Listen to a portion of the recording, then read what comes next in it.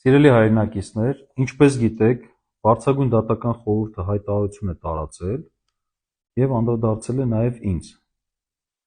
Ցանկանայի այդ հայտարարությանը արձագանքել։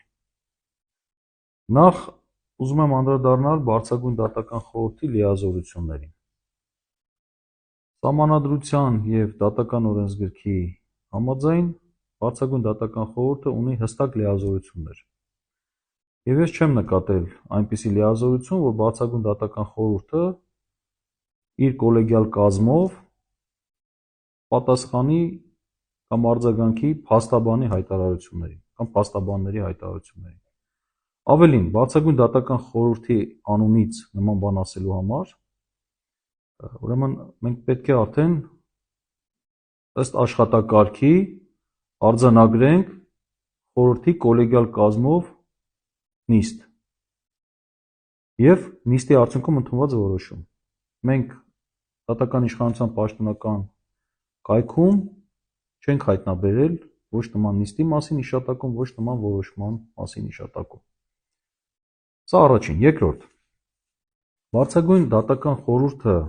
հետաքրքիր ձևակերպումներ է տվել իր հայտարարության մեջ։ Ես ուզում եմ մեկ հատվածին անդրադառնալ։ Նշել է, մեջբերում եմ. հատկանշական է, որ այդ փաստաբաններն իրենց ապավագրելու նպատակով երբեմն օգտագործում են իմ կարծիքով, թվում է, ես գտնում եմ անվտանգության բարձիկ հանդիսացող ձևակերպումներ։ Շատ հետաքրքիր մոտեցում է։ Այսինքն, երբ փաստաբանը չի նշում փաստ, այլ նշում է, որ դա իր կարծիքն է, հստակ տարբերություն դնելով փաստի և կարծիքի միջև, կամ իր գնահատողական դատողության միջև, Բարձրագույն դատական խորհուրդը այստեղ բացասական բան է տեսնում, ասում է սա անվտանգության բարձիկ է։ Ինձ համար գոնե այս հայտարարությունը հետևյալ իմաստ ունի, խոսքը Բարձրագույն դատական խորհրդի հայտարարության մասն է, որ ցանկանում էինք մի բան գտնել և իրավական այլ ընթացակարգեր կիրառել, բայց չգտանք։ Հարգելներս, երբ որ փաստաբանը ասում է իմ կարծիքով և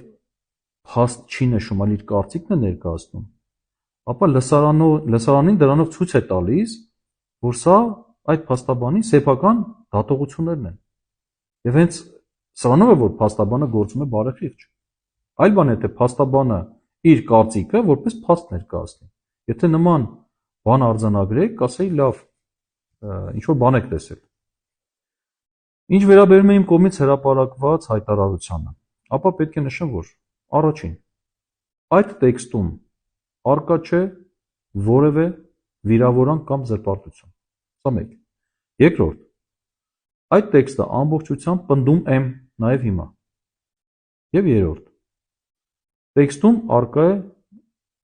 միայն քննադատության էլեմենտներ։ Հիմա, տեքստում օգտագործած մի արտահայտության մասին կուզենայի խոսել, հետևյալն է, այդ արտահայտությունը մեջբերում եմ, դատավորների այս գործողությունները հոգևոր դաշտում հավասար են սրբապղծության։ Ուրեմն, այս արտահայտությունը նույնպես հիմա էլ պնդում եմ։ Եվ այս արտահայտությանը նախորդել են հետևյալ նախադասություններ, որը նույնպես ուզում եմ մեջբերել, որպեսզի ընդհանուր իմաստը պատկերացնենք։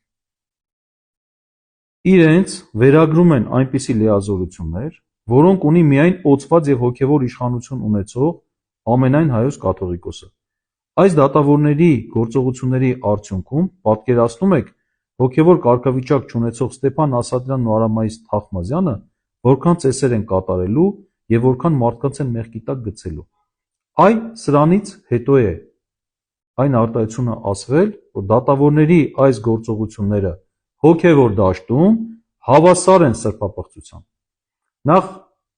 չեմ նշել, որ դատավորները սրբապիղծ են, նման վիրավորական արտահայտություն չեմ արել,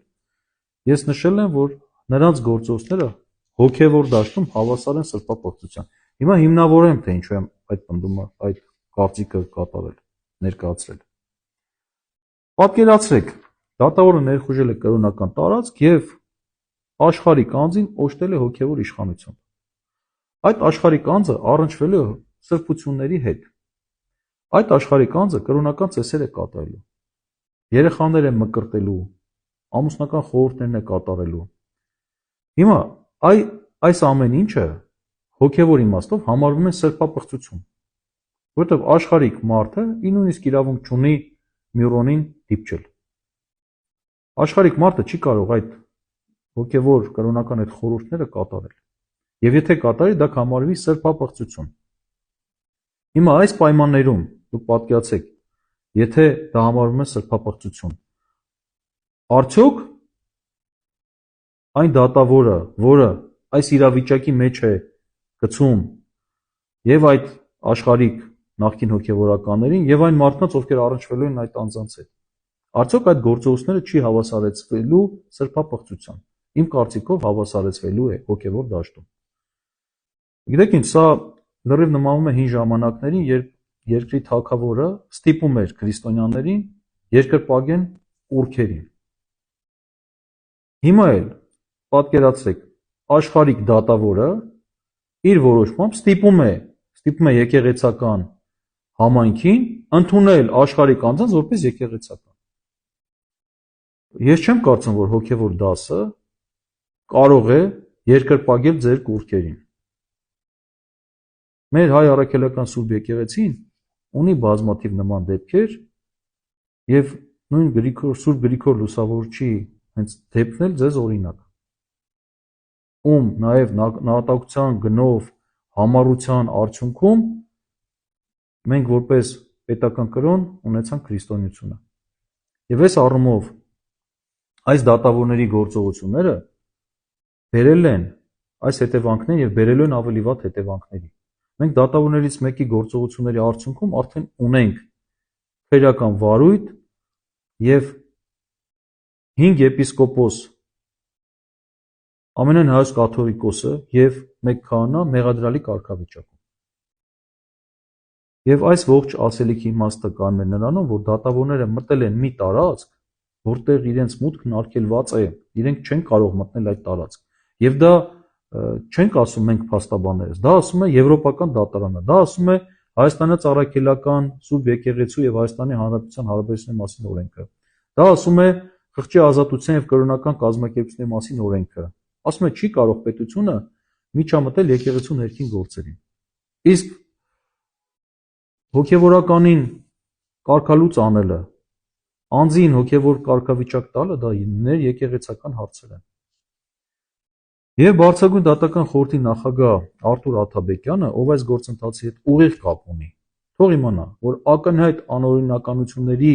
դեմ ուղղված փաստաբանների ազատ խոսքը հնարավոր չէ ճնշել։ Լավ մնացեք։